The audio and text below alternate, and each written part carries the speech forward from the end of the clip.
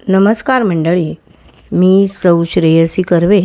जगद्वंद्य अवधूत दिगंबर भाग 1.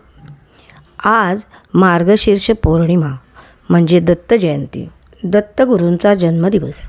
मार्गशीर्ष पौर्णिमेच्या दिवशी मृग नक्षत्रावर सायंकाळी दत्ताचा जन्म झाला, म्हणून त्या दिवशी दत्ताचा जन्मोत्सव सर्व दत्तक्षेत्रांमध्ये होत असतो. या निमित्ताने या दत्तगुरू आणि दत्त संप्रदायाविषयीची थोडी माहिती या ऑडिओमधनं आपण घेऊया.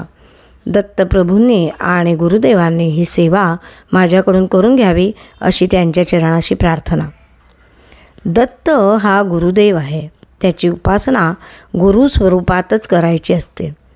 अवधूत चिंतन श्री गुरुदेव दत्त असा त्याचा जयघोष आहे. अवधूत म्हणजे भक्तांचे चिंतन करणारे, म्हणजेच भक्तांचे हितचिंतक श्री गुरुदेव दत्त. दत्त संप्रदाय म्हणजे दत्तात्रेयाच्या उपासनेचा संप्रदाय. या संप्रदायाचा प्रारंभ नृसिंह सरस्वतींनी 15व्या शतकाच्या पूर्वार्धात केला. नृसिंह सरस्वतींच्या पूर्वी महाराष्ट्रामध्ये आणि अन्यत्रही दत्तोपासना काही प्रमाणात चालू होती. इसवी सनाच्या पहिल्या सहस्त्रकाच्या अखेरीला दत्तदेवतेला विपुल प्रसिद्धी लाभली, परंतु तिची उपासना लोकप्रिय झाल्याचे ऐतिहासिक पुरावे मात्र उपलब्ध नाहीत. दत्ताच्या प्राचीन मूर्तीसुद्धा उपलब्ध झालेल्या नाहीत.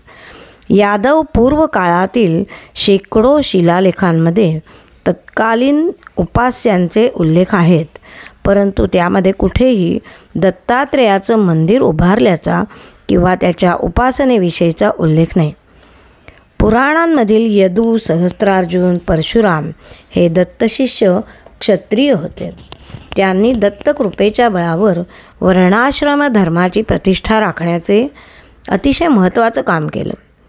तर शांडिल्य उपनिषद वगैरे अर्वाचीन उपनिषदांमध्ये दत्त हा गुरुतत्वाचा आदर्श आणि योगाचा उपदेश करणारा असा आहे. पुराणांचे क्षेत्र सोडून इतिहासाच्या पार्श्वभूमीवर जर आपण बघितलं तर आपल्याला दत्तोपासना आढळते ती नाथ संप्रदायामध्ये. नाथ संप्रदायाप्रमाणेच महानुभाव पंथाने सुद्धा दत्ताचं महात्म्य वाढवण्यामध्ये खूप मोठा वाटा उचललेला दिसतो. महानुभाव संप्रदाय हा दत्त संप्रदायच आहे.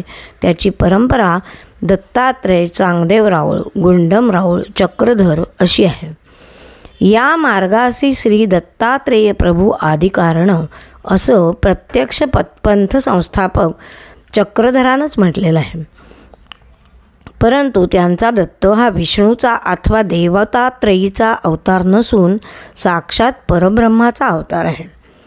महानुभाव संप्रदायाच्या प्रसाराबरोबर दत्तात्रेयाचा जय जयकार पंजाब, पेशावरपर्यंत घुमत राहिला. नाथ आणि महानुभाव याखेरीज अन्य संप्रदायांनी सुद्धा दत्तात्रेयाविषयीचा श्रद्धाभाव व्यक्त केलेला आपल्याला दिसतो. महाराष्ट्रात वारकरी संप्रदायाचे पायाभरण करणाऱ्या ज्ञानदेवांनी दत्तात्रेय योगिया असे आपल्या अंतरात त्यांना स्थान दिलेलं आहे. एकनाथांनी रचलेली त्रिगुणात्मक त्रैमूर्ती दत्त हा जाणा ही आरती दत्त संप्रदायातील नित्योपासनेमध्ये अढळ स्थान पावली आहे. तुकोबांनी सुद्धा 3 शिरे 6 हात असलेल्या दत्तात्रेयाला अतिशय भक्तिभावाने दंडवत घातलं आहे. चैतन्य संप्रदायातील आद्य सत्पुरुष राघव चैतन्य यांनी गिरनारवर तप करून दत्तात्रेयांची कृपा संपादन केली होती. समर्थांनाही दत्ताने दर्शन दिल्याची कथा ग्रंथांमध्ये आपल्याला आढळते. पुढे दत्तोपासनेचा एक विशिष्ट संप्रदाय बनला, तो नृसिंह सरस्वतींच्या प्रभावामुळे. श्रीपाद श्रीवल्लभ हे दत्तात्रेयाचं इतिहास काळातील पहिले अवतार समजले जातात. दुसरे अवतार नृसिंह सरस्वती. नृसिंह सरस्वतींच्या महासमाधीनंतर लवकरच दत्तोपासनेचा प्रभाव महाराष्ट्रामध्ये सर्वव्यापी ठरला.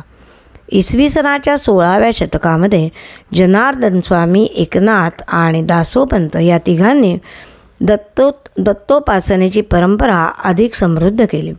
त्यानंतर दत्तोपासनेच्या क्षेत्रामध्ये अनेक महातपस्वी निर्माण झाले.